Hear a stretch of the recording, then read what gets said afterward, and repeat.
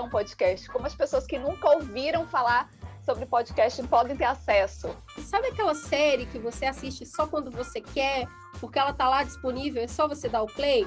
Então, isso é um on demand, né? Você não precisa parar naquele horário. Você assiste quando você quer.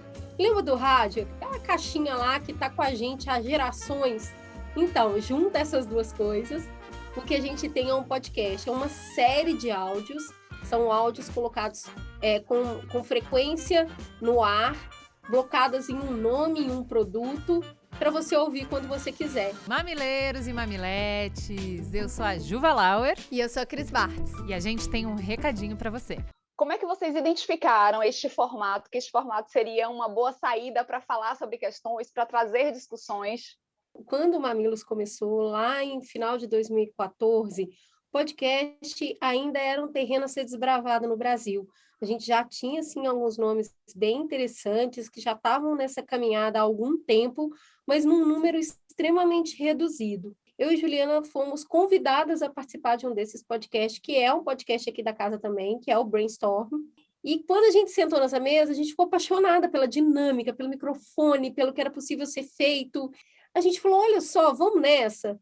E ao olhar para as dinâmicas e para o que estava colocado até então, que era ainda um terreno muito a ser explorado, a gente pensou, puxa, e se a gente criasse um espaço de diálogo que fosse bem interessante, em um lugar seguro, para que as pessoas pudessem trazer pontos de vista diferentes, perspectivas, sínteses de como elas entendem a situação, e a gente pudesse conversar. O Mamilos é um podcast semanal e o que a gente faz é jornalismo de peito aberto.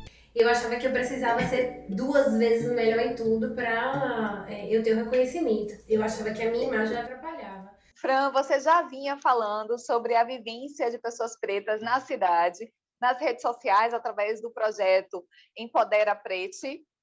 E em 2019 passou também a ter um outro formato, que é o podcast. Como é que esse formato aí ajuda a discutir essas questões? O Pele Preta nasce exatamente dessa nossa vontade de compartilhar os nossos sentimentos, as nossas histórias enquanto pessoas pretas na cidade de Salvador, e depois a gente resolve expandir isso, né? A gente suprime ali o nome em Salvador e segue com o Pele Preta, porque a gente entende que a gente está falando de corpos que sofreram, mas que, ao mesmo tempo, têm histórias incríveis para compartilhar, que estão em diversos lugares do país. Chegou a madame e falou assim, moço, quanto é o quiabo? Eu falei, não sei, não, eu ia perguntar a senhora o preço, a senhora não sabe, não é da senhora, não? Aí um amigo que estava comigo, ele começou a se molar de dar risada. Cara, você é louco. Eu digo, mas bicho, o que eu posso fazer, velho? O podcast é a melhor ferramenta, mas a gente não se resume a ele, né? A gente trabalha aí na plataforma do Instagram com diversas informações, onde a gente traz cards, onde a gente traz vídeos, dialoga com outras pessoas sobre a temática. Então, a ideia, na verdade, é suscitar a discussão, e não que ela se acabe quando o ouvinte escutar a informação. A gente tem muitas pessoas pretas ouvindo, mas a gente também tem a surpresa de ter muitas pessoas não negras que ouvem o podcast e que dão retorno para a gente de o quanto elas aprendem e o quanto elas têm informações novas a partir do que a gente traz como proposta, do que a gente traz como discussão. Metade de mim é Nã, Gotimé e os seus caprichos de rainha. A outra metade é um povo agoniado. Parte de mim é uma fêmea e suas curvas, a outra parte é visceral. Essa plataforma é uma consequência de uma iniciativa que a gente teve há 3 anos, que foi a de criar um programa de rádio falando sobre literatura aqui em Cachoeira. E esse programa de rádio ele foi feito para tocar na Rádio Poste da cidade, que alcança além do centro de Cachoeira, a zona rural, territórios quilombolas.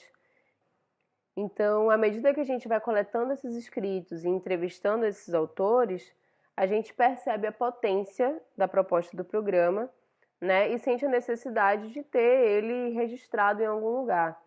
Então, é aí que a gente vai parar no podcast, né? Uma consequência que é uma ferramenta muito forte para a gente conseguir fazer com que com esses escritores do Recôncavo e outras pesquisas nossas também alcancem outros ouvidos que não só os daqui da cidade de Cachoeira.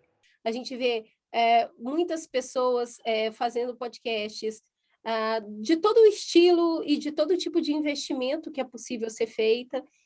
E isso dá voz para muita gente que antes não tinha. As pessoas ouvem podcast no ônibus, ouvem podcast tomando banho, arrumando a casa. Então, você poder ouvir o programa que você quer, na hora que você quer, é algo que a gente ganha muito no setor da comunicação.